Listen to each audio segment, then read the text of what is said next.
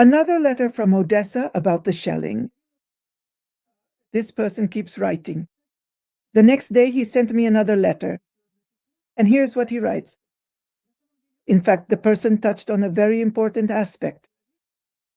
An aspect that you might observe around you, but you don't see it. Maybe, or maybe you do see it. He writes as follows. Thank you, Tanya, for your reply. The entrance to the port from where the city is being shelled and the airport is closed. They are also firing from the urban-type settlement Avangard. Let me remind you, we're talking about Odessa, where the ship entered. A Russian ship entered from Sevastopol, packed to the brim with drones and weapons. And so what?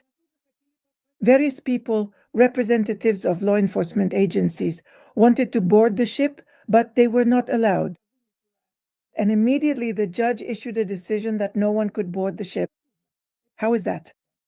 A Russian ship enters Ukrainian territory, but the judge rules that no one is allowed to board. Supposedly there's soy on board. A product.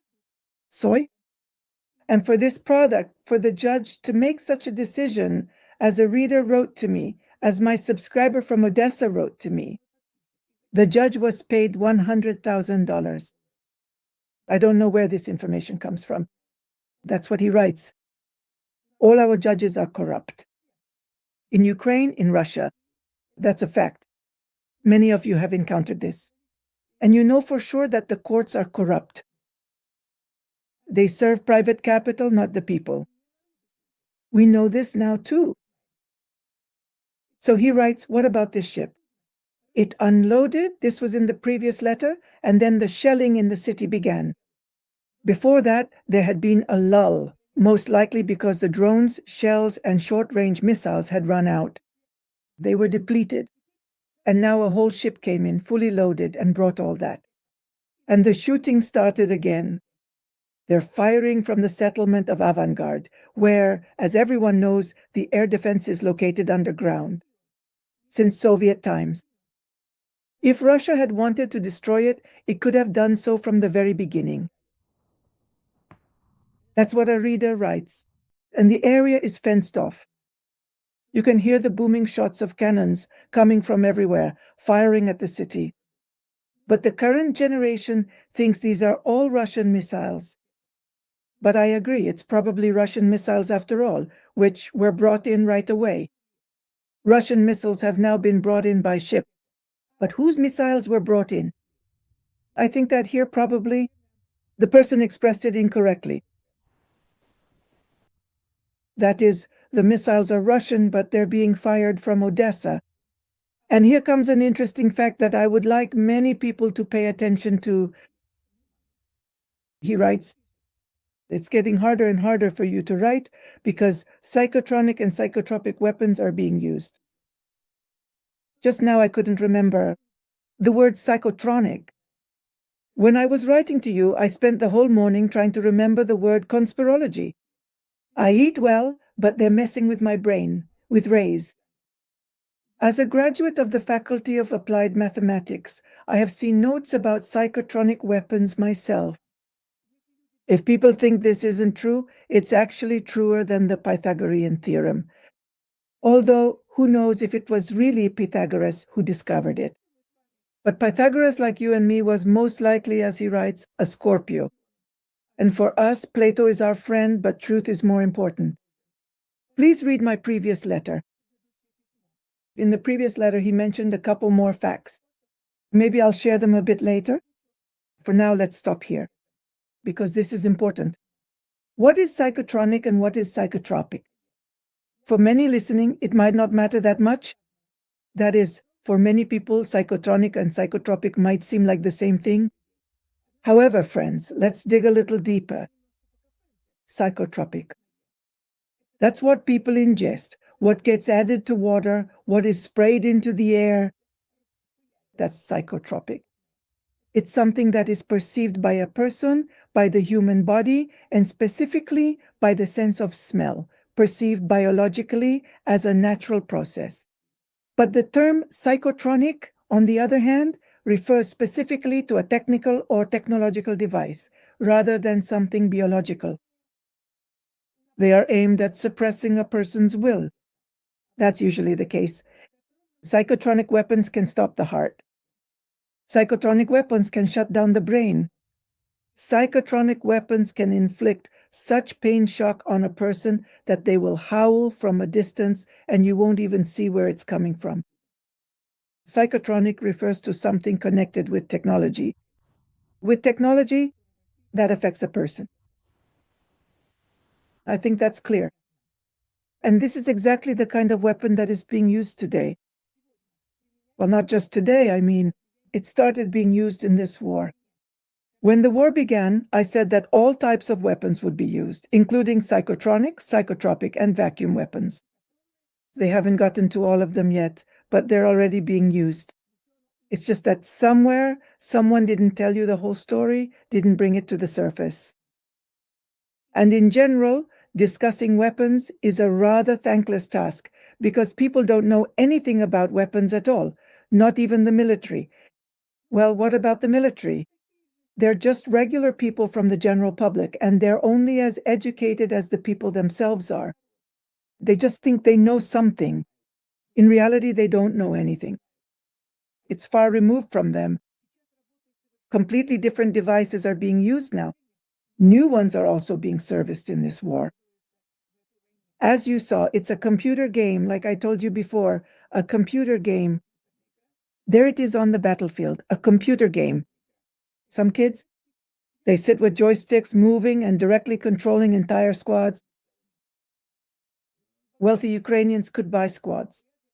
I think the Russians did too. I just know this from the Ukrainian side, who put them into action and made money from it. There were their own conditions. I didn't look into it, since I'm neither a wealthy Ukrainian nor a wealthy Russian who can afford to buy troops. And in general, I'm against military actions.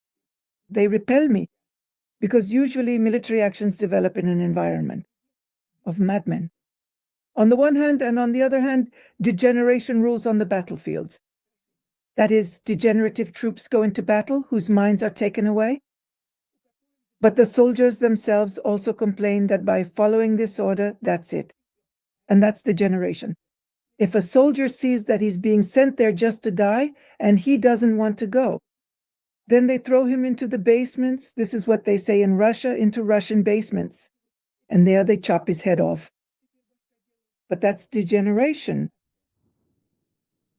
There is a lot we don't understand, because on the battlefields now there are different conditions under which huge amounts of money are being made, but sometimes it's not even immediately clear how this money is being made or under what conditions.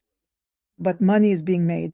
Enormous amounts of money are at stake here. Not a single official, not a single oligarch, not a single government, and not a single state will truly want to end this war. War brings in huge sums of money, profit, and influence. War itself. Now, some of the oligarchs will leave to another country, the one I told you about, the country that Putin built, the real one, not just a facade. And you will stay here with the facades, with virtual rulers.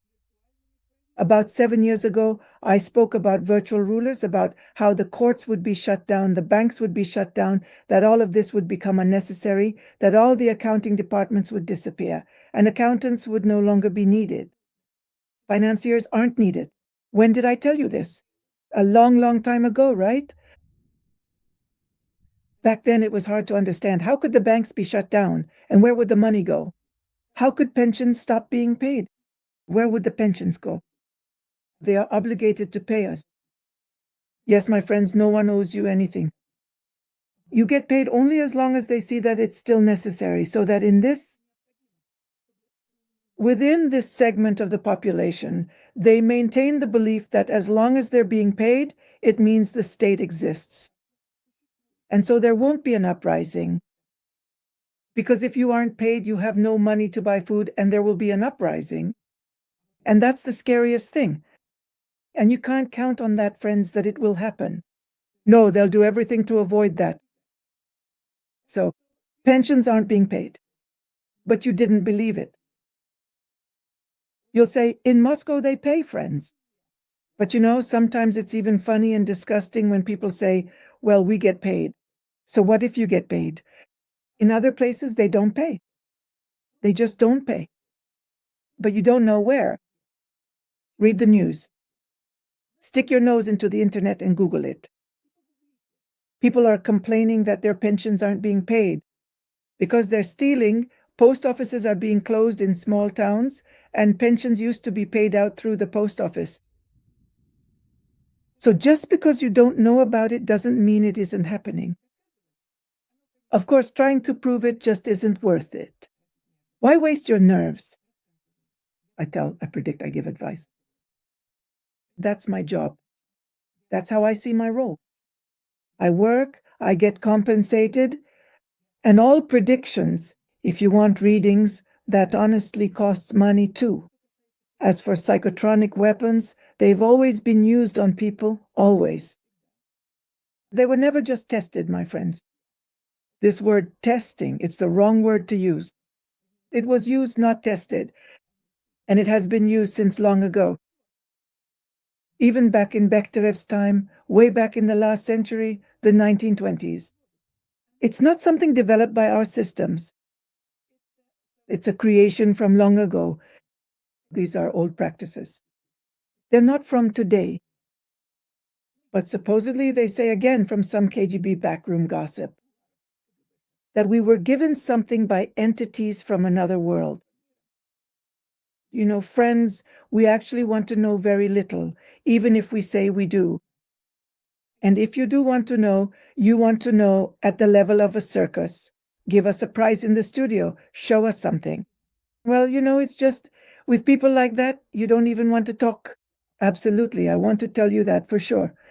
I don't want to talk to people like that. And I speak to those who understand.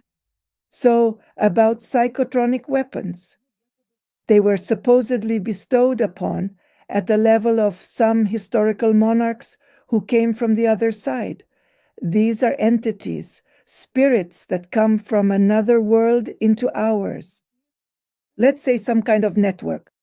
The web, the network, is controlled by a monarch who comes from the hierarchy of officials. He rules over the officials or over a particular country. But nowadays, the hierarchies are mostly made up of officials connected to officials from different countries. It's kind of like a network, like a web. If we're talking about oligarchs, that's also a separate network, a separate web. Everything there is also interconnected. What else can I say? Psychotropic weapons. Yes, let me tell you about one incident. I've told this story several times already. This is an incident from my life in Zhukovka when someone lived next to me. The governor of the Moscow region. And the governor of the Moscow region ran for election. And opposing him at the time was General Gromov. You remember that handsome, slicked-back general? So General Gromov was put forward as his rival. What I observed, friends, I immediately realized that this was psychotropic weaponry at work. And how does it work? No one needed to explain it to me either. As a national security specialist, I saw exactly how it worked. He was brought in a Volga car. At that time, there were already many foreign cars, but he was brought in a Volga. And in that Volga, a box with psychotronic weaponry was installed. And the man, this governor, started drinking heavily. He drank so much that his legs gave out. He just drank himself into oblivion. I don't know how much a person can drink, but I myself am someone who doesn't drink at all. One day I went into my room, the storage room where things are kept, and on one of the shelves I had bottles, alcoholic drinks. I didn't keep them downstairs where the kids were, where really there was no need to keep them.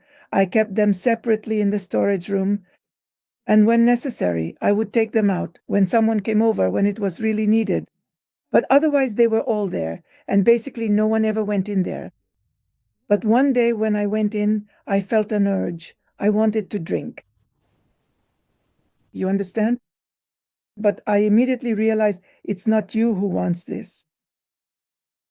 It's a weapon that's now aimed at the governor, who is your neighbor. Now, around him, around his house, they've increased the frequency, the range of this weapon. And in this way, it affected me. Yes, I wanted to drink. Do you understand how this weapon works? In other words, a will is imposed on you, not your own. Someone else's will is dictated to you. Someone else's will is forced upon you. This is psychotronic weaponry. And as for psychotropic, that's everything they pour into us. Water. Water is the most important thing. After all, the water we drink, the pipes, the shared pipes, that's the scariest thing when it's a common water supply system. Oh, and by the way, light. Light, flickering lights blinking when you see that. That's also psychotronic weaponry. These are frequencies that are used to influence you. I don't want to argue with anyone about whether this weapon exists or not. I'm not interested in debating with ignorant people. And 90% of those left in the country are ignorant. All the educated ones have left. By the way, do you know how many millions have left Russia? At one point we counted together, remember? Some woman, some kind of registry somewhere, she worked at the registry office and she saw 89 million. Yes, back then there were probably 89 million. There haven't been 146 million in the country for a long time. A very long time. There were just 89 million. Well, and then first of all, people started dying out rapidly. That's the first thing. And second, I can tell you, probably millions. During that time, because they didn't all rush out in a crowd at once, they left over a period of time. About 50 million people fled from Russia. You don't believe it? Yes. It's about 50 million fled. Today, friends, that's what's left in our country. I'm not counting the Asian families who came to our country, no. I think there are about 18 million left. 18, if not less, maybe even 12. Most likely there are about 12 million left. But if there are actually more, then expect a big war this year. A big one. Just wait, friends. That doesn't mean that Trump and Putin met, discussed things, and now there will be peace. Don't believe anyone. War is profitable. It's profitable for every official. War is profitable. No one is going to stop it. But so that the people don't rise up in protest and say, enough, that's it. That's why people are constantly fed promises that the war will end any moment now. It won't end. They say the war in Ukraine will end soon. It won't end. There isn't the last Ukrainian yet. What, are you serious? What did Zelensky promise? To the last one. Do you know how many more Ukrainians need to be killed? There will be more explosions. There will be a big attack. Someone asked me, yes, about Dnipro. I made a prediction about Dnipro. Dnipro is pain, it's human pain. People are living in inhuman conditions. What they're doing in Dnipro today is simply destroying, crippling souls. No, not even bodies. They're crippling human souls. That's Dnipro. So Dnipro, my friends, nothing good will come of it. Russia will enter there, Russia will take it, but it will go back and forth. After all, today Russia has taken 2/3 of the positions, and supposedly 1/3 remains with the Ukrainians. Friends, this is advantageous. Dragging things out, dragging it here, dragging it there. And meanwhile, the cannons are firing, drones are flying, people are dying. That's what's important. But the fact that they're testing different weapons, they're using them. That word testing, we've gotten used to it. I also repeat it automatically. They're testing, they're using combat weapons. Mechanical, psychotronic, psychotropic, everything is being used on the Dnipro. The Dnipro will be devastated, flattened. There will hardly be any people left there.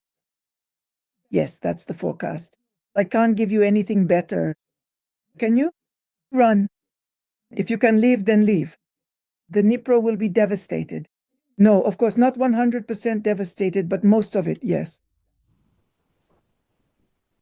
So regarding the Dnipro, friends, it's very tough. It's a difficult situation. And nothing will be left of the Dnipro. It needs to be flattened. There are some secret facilities there underground. Those won't be touched, yes.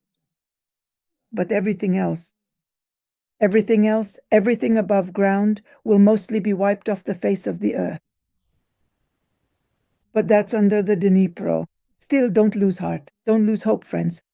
But that's the karma. That's the fate. In the end, live each day with dignity. Like people, not like animals. That's important. It's important for every soul. They aren't telling us about this yet.